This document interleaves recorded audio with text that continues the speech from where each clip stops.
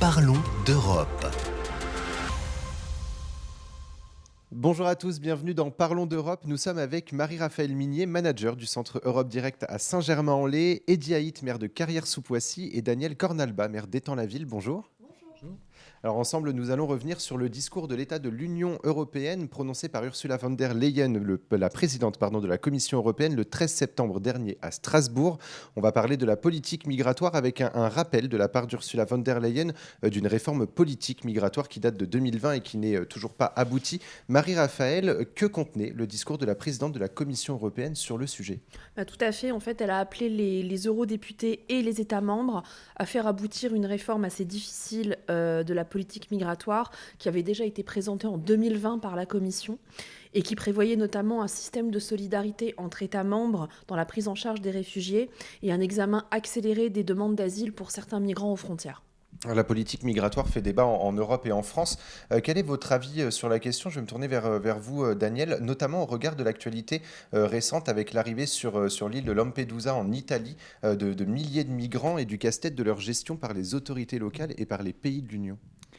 La première chose que l'on voit, c'est que c'est un sujet qui est intrinsèquement européen.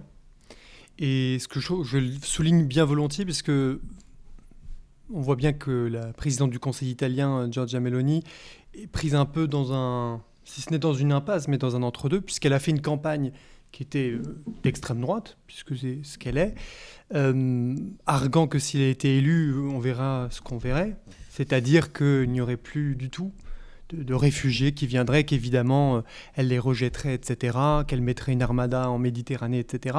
Bon, force est de constater quelques mois plus tard que non, parce qu'il y a des réalités qui, effectivement, la dépassent et que la réponse ne peut qu'être collective. Et d'ailleurs, chacun jugera, puisque Ursula von der Leyen est allée sur place ensuite. Je ne sais pas comment il faut voir la chose. Certains critiquent la démarche d'Ursula von der Leyen. On peut la voir aussi comme, je ne vais pas dire le baiser de la mort, mais en quelque sorte... que la présidente de la Commission européenne se pose en allié de Giorgia Meloni sur le sujet, c'est vrai que c'est un sacré retournement de l'histoire, d'autant plus que ceux qui bloquent la réforme européenne, qui est loin d'être parfaite et qui pose tout un tas d'autres sujets de débat de fond, mais ce qui est intéressant, c'est que ceux qui bloquent les mécanismes de solidarité interne à l'Europe sont précisément les alliés de Giorgia Meloni, en Hongrie et en Pologne, qui eux-mêmes ont des discours... souverainistes, voire nationalistes, et qu'ils sont dans un rejet absolu sur ce sujet. Et donc on voit tout d'un coup la réalité, si l'Europe, et ça vaut pour notre pays, si l'Europe était conduite par des personnes issues de cette mouvance-là, d'extrême droite, on voit l'incapacité finalement à gérer ensemble des problématiques, puisque ces problèmes sont communs, et eux sont dans l'incapacité de les penser à un niveau européen. Ils se limitent à une réflexion qui est purement nationale, et je pense qu'elle nous mène dans une impasse. Et ça vaut sur ce sujet, ça vaut sur bien d'autres. Alors vous l'avez dit, ça fait débat, il y a des accords, des désaccords. Eddie Haït, est-ce qu'on peut réellement trouver un accord sur ce sujet de la politique migratoire en Europe avec tous les pays de cette Union européenne ? Alors, en préalable, et quoi qu'on pense de cette problématique, je pense qu'il est important de rappeler quand même qu'il faut que dans cette affaire, on n'oublie pas la nécessaire prise en compte des droits fondamentaux de l'homme. Et il y a quand même aujourd'hui une situation dramatique, humanitaire, qui fait l'objet de débats politiques, qui sont d'ailleurs légitimes. La question des flux migratoires, il est légitime de se la poser, la manière dont on les régule, mais on ne doit quand même pas oublier le socle de valeurs par lequel est constituée l'Union européenne et l'importance des droits fondamentaux de l'homme. Certains considèrent que les afflux de migrants sont le témoignage de l'échec de l'Europe. Moi, je pense que c'est surtout le témoignage du trop peu d'Europe aujourd'hui et du manque aujourd'hui de prise en compte par l'ensemble des États qui composent l'Europe, puisqu'on rappelons quand même qu'il n'y a pas une Europe qui serait au-dessus des États. C'est d'abord des décisions des États qui constituent les décisions européennes et que ce débat du flux migratoire ne trouvera pas d'issue si les États les plus hostiles au flux n'acceptent pas d'en parler en toute honnêteté intellectuelle. Et je rejoins là-dessus les propos de mon collègue Daniel. C'est très cynique de voir la situation actuelle en Italie et que tous ces grands discours qui disaient avec moi c'est terminé, il y a un mur qui... On voit que ça n'existe pas, que ce n'est pas cette solution-là qu'il convient d'adopter. Néanmoins, la crédibilité de l'Europe se jouera aussi sur sa capacité à réguler les flux migratoires, qui sont là nombreux. Et on peut se demander quand même comment tout ça n'est pas coordonné par des jeux de déstabilisation non plus en Afrique, de volonté de déstabiliser l'Union européenne. Ça se pose aujourd'hui au regard des stratégies d'influence d'autres États hostiles à l'Union européenne et qui s'en cachent pas d'ailleurs et qui organisent ces flux. Maintenant, quand les réfugiés climatiques arriveront, nous aurons encore une difficulté supplémentaire, donc il faut faire front rapidement. La question des frontières et de la manière dont on perçoit la limite des territoires européens se pose. Quelques années, j'étais en charge de la sûreté ferroviaire pour l'Union internationale des chemins de fer et en charge des frontières d'Europe de l'Est, et on est dans une situation où on n'est pas capable non plus de remplir nos obligations en termes de sûreté et de sécurité. Donc il faut quand même que l'Europe assume aussi ce diagnostic-là qui n'est pas bon, et en même temps se donner les moyens de faire plus d'Europe. Donc moi je suis assez favorable à cette Europe, non pas à plusieurs vitesses, mais à cercle de compétences qui viendraient assumer des renforcements ici de Frontex, là de garde-côte européenne, parce que derrière, c'est quand même d'éviter que la Méditerranée se transforme en cimetière. Aujourd'hui, là, on parle de Lampedusa. On oublie qu'aujourd'hui, des corps sont charriés en Méditerranée à partir de la Libye aujourd'hui, et que tout ça, c'est notre bassin, c'est notre histoire commune. Donc l'Europe ne peut pas rester comme ça, piégée non plus et prisonnière des discours extrémistes. Et il faut un discours fort. Et peut-être que là, la France a un rôle particulier à jouer. Voilà. Justement, l'actualité en France a aussi récemment mis en avant la présence de nombreux migrants sur le parvis de l'hôtel de ville de Paris et plus largement dans certaines communes en Île-de-France, une conséquence d'un manque d'hébergement et de solutions. De votre côté, est-ce que votre commune est en capacité d'accueillir des réfugiés ou est-ce que cela fait partie de vos projets ? Je vais commencer par vous, Daniel. Alors, on parle effectivement de plusieurs sujets à la fois, mais sur l'accueil des réfugiés, on a une réalité. Alors on n'a pas de centre d'hébergement tel quel, c'est pour ça que je dis qu'on parle de différents sujets, mais notamment quand la guerre en Ukraine a frappé, enfin l'invasion russe en Ukraine, et donc qui a frappé finalement le continent européen, aux portes de l'Union européenne, moi ce qui m'a vraiment frappé, c'est l'élan de solidarité du pays en général. Mais dans ma commune, avant même qu'on fasse un quelconque appel à collecte, etc., les gens arrivaient en mairie pour apporter des vivres, pour apporter des choses qui puissent venir en aide au peuple ukrainien et plus généralement à toutes les personnes qui fuyaient quelque part la guerre, qu'ils soient ukrainiens ou non, mais qui étaient en Ukraine à ce moment-là. Pourquoi je dis ça ? Je parlais tout à l'heure du guichet qui était la commune. Quand les gens ne savent pas vers qui se tourner, ils y vont. Là, c'est un exemple parfait de ce qu'est la commune, quelque part. C'est le lieu où on va aussi accueillir, on va essayer de répondre ensemble au sujet. L'Étang-la-Ville n'est pas une ville immense, c'est une ville de 5000 habitants. Et pourtant, nous avons accueilli une trentaine de réfugiés ukrainiens, en l'occurrence, d'âges très différents, avec des situations très différentes. Et je me souviens que pour nous remercier de cet accueil, et c'était beaucoup un accueil notamment par les particuliers, on a organisé une sorte de moment aussi de convivialité, si on peut le dire comme ça, mais en tout cas un peu de solidarité. On a fait le tour de table pour savoir d'où venait chacun. Et là, vous entendez des noms comme Boutcha, comme Zaporizhzhia, Odessa, etc. Et donc, où on comprend évidemment l'horreur que certains ont dû affronter. Donc effectivement, ça fait partie aussi de notre ADN que d'accueillir. Voilà, c'est vrai qu'en tout cas, c'est un moment où j'ai été extrêmement fier d'être le maire de ma commune. Et Diaït, est-ce que vous avez été témoin également de cet élan de solidarité au sein de votre commune et qu'a fait votre municipalité aussi pour accueillir ces réfugiés ? Quand l'appel un peu national à la solidarité a été lancé, il a été surtout lancé aux communes d'organiser localement cette chaîne de solidarité et de fraternité. On a tous relayé, expliqué, accompagné les habitants qui voulaient recueillir, accueillir. On a tous mobilisé nos centres communaux d'action sociale. On a tous regardé dans nos ateliers socio-linguistiques s'il nous restait des places pour permettre l'apprentissage de la langue française. Les communes, on dit souvent que c'est le creuset de la nation, mais c'est aussi le dernier garant du pacte républicain. L'idée, c'est à partir du moment où vous remplissez les conditions du droit d'asile, où vous êtes étranger en situation régulière, la République a vocation à vous tendre la main et à vous accueillir. Et donc cette générosité-là, il était bien de la retrouver au moment de la crise ukrainienne. Mais on ne choisit pas ces migrants. Faut pas l'oublier. Et surtout pas accepter ce discours qu'il faudrait que, fin fond de l'Europe, vaudrait mieux que le bassin méditerranéen. La question, c'est le droit d'asile, la capacité à accompagner ou pas. Et donc il faut un débat transparent, dépassionné, loin de ces vomissements de candidats potentiels ou de gens de formation qui viendraient nous expliquer qu'il faut rejeter tout le monde à la mer. Enfin, la preuve que ça ne fonctionne pas. L'Italie, voilà, et puis il ne se passe rien. Enfin, donc ce n'est pas comme ça que ça fonctionne. Les communes resteront les garants du pacte républicain dans le respect de la loi et de l'état de droit. Alors pour accueillir justement et accompagner les réfugiés, les migrants, il faut nécessairement des hébergements ou des lieux d'accueil. Est-ce que vous pensez que l'Europe doit développer justement les aides aux communes afin de faciliter l'accueil des réfugiés ? Je parle sous le contrôle de la Maison de l'Europe, mais il me semble qu'il existe des fonds européens qui sont dédiés pour aider sur l'accueil. Alors, ce n'est pas les plus gros fonds européens, soyons tout à fait sincères, mais ils existent. Par contre, là, je vais être tout à fait sincère, déjà qu'on a parfois du mal à aller chercher certains fonds européens sur la rénovation du bâti, etc. Sur cela spécifiquement, je n'ai même pas mis les mains dedans, mais c'est vrai qu'ils existent. Donc après, je pense qu'effectivement, quand on parle de solutions européennes, il y a ce qu'a dit Eddy sur la question des frontières et quel est le rapport aux frontières de l'Europe, mais il y a effectivement derrière ensuite les moyens que l'on met en œuvre sur la question de l'accueil très concret et puis in fine aussi l'insertion. Je fais juste une toute petite parenthèse sur la question des réfugiés ukrainiens qu'on a accueillis. J'avais été reçu à l'Assemblée nationale pour une audition, c'était en septembre de l'année dernière, et je disais, attention, on a un élan de solidarité énorme qui se fait, et tant mieux. Mais là, on va arriver dans une période, puisque la guerre dure, et que sans doute elle durera encore, où on passe de l'exceptionnel à quelque chose qui s'installe. Et donc la question de l'hébergement d'urgence, ça devient de l'hébergement tout court.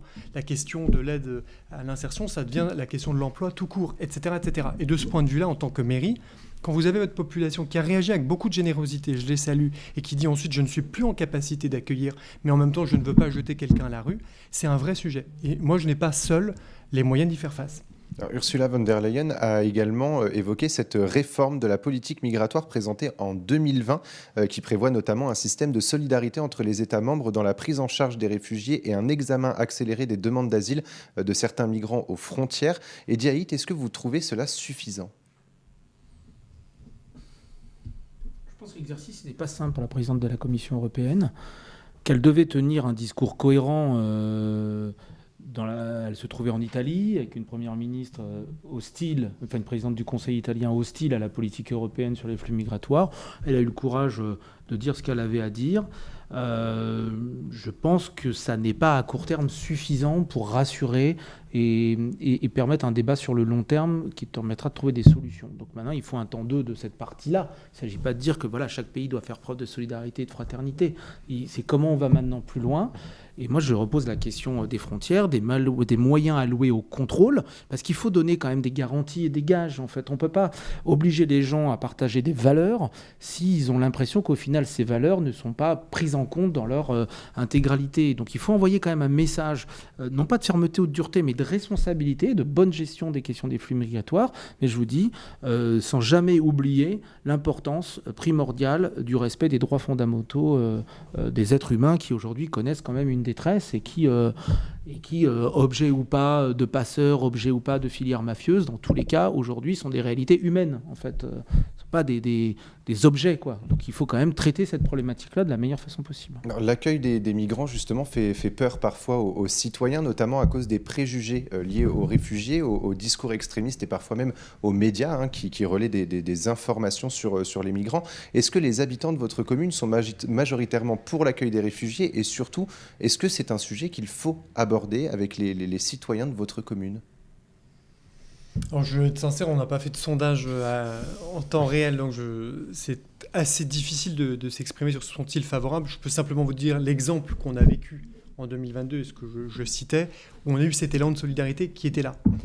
Donc pour moi, en tout cas, c'est une réponse concrète par les faits sur la question de l'accueil, même si je rejoins totalement ce que disait Eddy sur le fait qu'on ne choisit pas ces réfugiés, on ne choisit pas ces migrants. Mais au-delà du sujet de ma population, comment elle va forcément percevoir les choses, je pense que la question, c'est dans quelles conditions on permet l'accueil. Donc sur la question du logement, sur la question de l'apprentissage du français. Donc, évidemment, nous, par exemple, on a une logique d'école inclusive et donc on a souhaité, y compris que les jeunes Ukrainiennes ou les jeunes Ukrainiens qui arrivaient puissent être scolarisés. Et franchement, chapeau à la fois aux enseignantes ou aux enseignants, à leurs camarades de classe d'ailleurs aussi, qui souvent, il y a eu de vraies solidarités qui se sont faites avec certains enfants qui avaient des traumatismes bien réels. Et puis aussi des associations qui, très spontanément, on aura mis à disposition des locaux, quelques moyens aussi pour pouvoir le faire, quasiment tous les jours, ont donné des cours de français, avec une vraie question aussi, qui est toujours le cas dans ce genre de cas de figure, c'est on a les personnes qui ont fait le choix de dire, après ce qui s'est passé, je ne reviendrai pas. Et donc, effectivement, je cherche à m'intégrer, je cherche à apprendre la langue, je cherche un travail, je souhaite que mes enfants puissent aller à l'université ici, etc. Et on se projette différemment. Et puis d'autres, c'est une vraie réalité également, qui n'ont qu'un seul espoir, c'est de revenir un jour dans leur pays. Et qui me disaient d'ailleurs, enfin, en tout cas, on me le traduisait, n'arrivaient pas à apprendre le français, non pas par rejet ou quoi que ce soit, mais parce que je pense que psychologiquement, il y avait quelque chose de l'ordre de l'abandon de leur propre pays. Et ils se disaient, quelque part, moi, mon rêve, c'est de revenir le plus vite possible. Et donc, on sent qu'il y a cette tension-là qui peut traverser, en tout cas, les réfugiés qu'on accueille. Je pense qu'il faut respecter cette différence, mais il faut la prendre en compte dans nos politiques publiques. Un dernier point à aborder, celui de l'intelligence artificielle. Marie-Raphaëlle Minier, pourquoi l'intelligence artificielle a été évoquée dans le discours d'Ursula von der Leyen? Qu'est-ce qui en ressort? Alors, c'était un petit peu un discours de mise en garde, parce qu'on en parle beaucoup comme d'un outil fabuleux, ce qu'il est, mais l'idée, c'est de mettre en place un panel d'experts mondiaux pour évaluer les risques de l'intelligence artificielle, que ce soit les risques humains, que ce soit aussi les risques économiques. Je lisais pas plus tard que ce matin dans la presse un petit peu l'espèce de catastrophe écologique que peut représenter quelque chose comme ChatGPT, etc. Et l'idée ayant vraiment de consulter des experts, un peu sur le modèle du GIEC, ce qui a été fait pour le climat, pour voir quelles en sont les conclusions et quelles sont les mesures à prendre. Alors justement, l'intelligence artificielle a beaucoup amusé. Il y a encore quelques mois de nombreux utilisateurs sur les réseaux sociaux. On voyait énormément de screens justement de cette intelligence artificielle. Il y a également des vidéos aujourd'hui avec Emmanuel Macron et Éric Zemmour qui chantent ensemble du Dua Lipa dans le clip, etc. Enfin, l'intelligence artificielle fait des merveilles, mais est-ce qu'on peut réellement avoir confiance en l'intelligence artificielle, notamment au sein d'une commune ? L'exemple que vous venez de donner, je ne sais pas si c'était une merveille, chanter Dua Lipa comme ça en duo, mais on pourrait tenter en vrai, je ne sais pas si ce serait beaucoup mieux. Non, mais plus sérieusement, pour moi, l'intelligence artificielle, c'est des risques, c'est vrai, c'est des opportunités aussi. En tout cas, ce qui est certain, c'est que comme souvent la technologie, elle est toujours ambivalente, elle est ce que l'on en fait. Et la question, c'est qui va fixer les règles du jeu de cette technologie-là. Et c'est là où je donne raison à Ursula von der Leyen, c'est que je pense qu'il est important que nous, Européens, ayons notre mot aussi à dire sur dans quel cadre on veut que ça s'exerce. Je pense que l'intelligence artificielle vue par la Chine, la République populaire de Chine, n'est pas tout à fait la même que nous. Mais de même d'ailleurs que côté américain, je pense qu'il y a un autre rapport peut-être aussi aux libertés, etc. Donc je pense qu'il faut à tout prix qu'on investisse ce sujet, et la plupart des pays n'ont pas attendu. Beaucoup de communes d'ailleurs, plutôt de métropoles dans le monde le font, et parfois des régions du monde que l'on n'attendait pas nécessairement. On le voit aux États-Unis, on le voit en Asie, on le voit de plus en plus en Afrique, on le voit au Moyen-Orient également. On voit que beaucoup de zones du monde investissent dedans, y compris des sommes importantes, y compris en termes de recherche. C'est pas anodin. C'est que je pense que tous ont compris qu'une partie des règles du jeu, y compris économiques plus tard, se joue aussi dans l'intelligence artificielle, et à qui maîtrisera cette technologie. Donc je pense qu'effectivement, il faut l'investir. Pour être tout à fait sincère, en tant que maire d'une commune de 5000 habitants, pour le moment, l'usage qu'on peut en avoir se limite aux chatbots, ce genre de choses, pour pouvoir répondre de façon facilitée. Mais là, on est vraiment qu'au balbutiement de notre côté. Les enjeux sont absolument massifs, y compris en termes financiers. Et donc, effectivement, je pense que c'est un pan de recherche entier de l'Union européenne qui avait déjà beaucoup misé sur les nouvelles technologies et les technologies spatiales, et qui comprend maintenant qu'il faut rattraper le retard sur ce sujet. Alors, quel est votre avis, justement, Idiaït, sur cette question ? Honnêtement, je vais être assez synthétique. Je partage totalement ce qui a été dit par mon collègue. Je pense que l'Union européenne est le bon niveau pour poser le cadre de réflexion, et on a intérêt à prendre de l'avance sur ce sujet, sur le sujet de l'encadrement de l'intelligence artificielle, qu'elle soit au service de nos valeurs, mais qu'elle soit surtout au service d'une information réelle. Et on a déjà assez à lutter lutter contre les fake news, la cybermalveillance, la cyberattaque, ne nous rajoutons pas des difficultés supplémentaires en laissant, au nom du progrès, circuler comme cela le développement de l'intelligence artificielle sans encadrement. Voilà. Essayons d'apporter une réponse, et il est très bien pour le coup que la présidente de la Commission européenne se soit saisie de ce sujet, qui n'est pas un sujet accessoire, qui est un sujet très sérieux et qui pourrait être dangereux s'il n'était pas géré pour les démocraties à travers des exercices de déstabilisation, de manipulation. Voilà. On voit que c'est possible aujourd'hui, ça a été prouvé dans des élections, dans des stabilisations d'État, donc attention. Et l'Europe là-dessus peut prouver encore une fois que les valeurs qui sont les siennes sont sa boussole, et que c'est cette boussole qui lui permettra de garantir son cadre. Donc il faut investir, il faut l'encadrer. Est-ce qu'il faut forcément avancer avec son temps sur ce sujet de l'intelligence artificielle ? Je pense que vous dites avancer avec son temps. Moi, je pense que ça, en fait, ça s'impose de fait. Et c'est vrai que quand on a des fake news autres, ou ces images qu'on a pu voir du pape ou de tout un tas d'autres personnes mises en situation, c'est vrai qu'en tant qu'homme politique, ça nous interpelle un peu, parce que je me dis, si n'importe qui peut prendre l'image qui est la mienne et me faire dire n'importe quoi, et que ma population pense réellement que c'est moi, c'est un véritable sujet. Donc c'est pas anodin.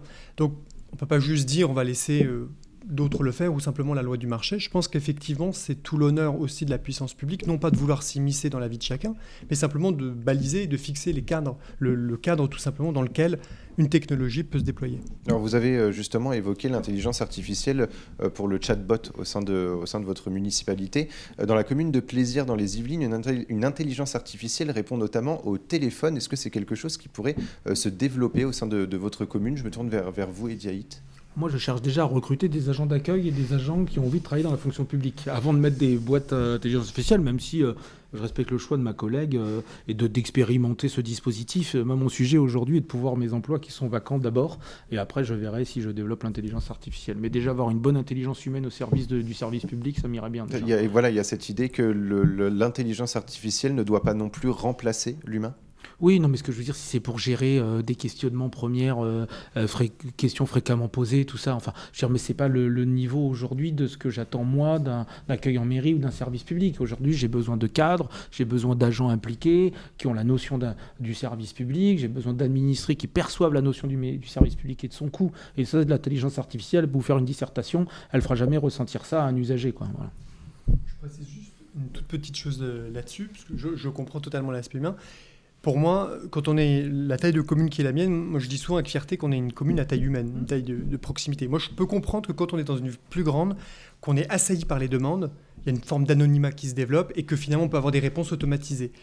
Là je trouve ce qui fait la force d'une ville à taille humaine, c'est que quand on vous appelle, les gens connaissent la personne qui est à l'accueil, bien souvent. Ils l'ont déjà appelé, ils vont pouvoir lui dire un certain nombre de choses. Et quelque part, par moment, c'est ce qui va nous donner quelques indices. Notamment, on parle souvent des invisibles en matière de politique sociale, c'est-à-dire qui ont besoin d'aide mais qui ne le diront pas spontanément. C'est parfois par ces moments-là, par l'humain, qu'on va détecter des choses, on va se dire, tiens, il y a quelque chose qu'on va repérer et peut-être qu'il va falloir travailler ça pour essayer de trouver des solutions. Et ça, effectivement, je ne pense pas à ce stade que l'intelligence artificielle puisse se substituer à cette dimension humaine. Alors, on va évoquer ensemble très rapidement les derniers points que Ursula von der Leyen a évoqués lors de son discours. Avant ça, l'autre grand projet de l'Union européenne, c'est d'intéresser les citoyens aux thématiques européennes, notamment à l'approche des élections européennes le 9 juin prochain, en faisant partie du projet Bâtir l'Europe avec les élus locaux. Quelles sont vos ambitions et actions pour informer et sensibiliser les citoyens à l'Europe, et notamment sur les sujets que nous avons abordés ensemble aujourd'hui ? Très brièvement, pour moi, la première chose que j'aimerais que l'on fasse, d'ailleurs en lien avec la Maison de l'Europe, en lien avec des associations comme le Mouvement européen ou les Jeunes Européens, c'est une grande campagne aussi pour informer, y compris les ressortissants européens, sur le fait de s'inscrire sur les listes électorales, qu'ils ont le droit de vote, rappel de la date. En tant que maire, je n'ai pas à dire aux gens pour qui voter. En tout cas, moi, ma conviction, c'est qu'en tant que service public, on ne leur dira pas pour qui voter, mais en tout cas qu'ils aient la capacité de voter, qu'ils connaissent les dates et qu'ils se soient inscrits. Et on voit tous les 5 ans, on constate une sous-inscription sur les listes électorales, en particulier des ressortissants européens. Et ça, pour moi, c'est une véritable priorité, en plus de la mise à disposition de salles pour des débats, pour des expositions, pour faire vivre le débat européen en lien avec les associations que je citais. Vous avez évoqué la jeunesse. C'est une priorité aussi pour vous, Ediaït, d'intéresser la jeunesse à l'Europe ? Oui, parce qu'une des premières politiques publiques européennes qui fonctionne, c'est celle de la mobilité professionnelle des jeunes ou estudiantine. Donc il est évident que ça les concerne et ça doit concerner tous les territoires, tous les quartiers, tout jeune. Donc c'est évident que la campagne qu'on va mener en faveur de l'inscription sur liste électorale, mais aussi d'aller voter aux européennes, simplement aller faire son devoir civique, ça va être de valoriser ce que l'Europe apporte pour la commune et ce qu'elle peut apporter à chacune et à chacun d'entre nous. Donc on a prévu des cycles de conférences, on a prévu une campagne d'affichage municipal, des documents d'information dans les boîtes aux lettres. On va véritablement la mettre des moyens pour que l'Europe soit visible et que l'échéance du mois de juin 2024 soit perçue comme la possibilité de participer à la prise de décision. Voilà. Donc de bien flécher ce rendez-vous-là. Il n'y a pas que les municipales et les présidentielles qui comptent pour la République française, il y a aussi l'Europe dans laquelle nous nous inscrivons depuis sa fondation. Alors très rapidement, les autres points qu'il faut retenir assez rapidement sur ce discours d'Ursula von der Leyen. Absolument. Alors un point important, ça a été la question de l'élargissement de l'Union européenne, notamment à certains pays des Balkans, sans pour autant modifier les traités. Donc ça sous-entend assez rapidement. Ça a été la question de l'ouverture d'une enquête sur les subventions publiques chinoises, on l'a évoqué tout à l'heure, aux voitures électriques. Pourquoi ? Pour défendre l'industrie automobile européenne. Ça a été la définition d'une nouvelle stratégie vis-à-vis du continent africain, basée sur la coopération avec les gouvernements légitimes. Et d'ailleurs, Madame von der Leyen a manifesté son inquiétude, notamment devant la montée en puissance de la Russie en Afrique, notamment dans la région du Sahel. Merci beaucoup, Eddie Haït et Daniel Cornalba, d'avoir répondu présent à cet événement Parlons d'Europe. Parlons d'Europe.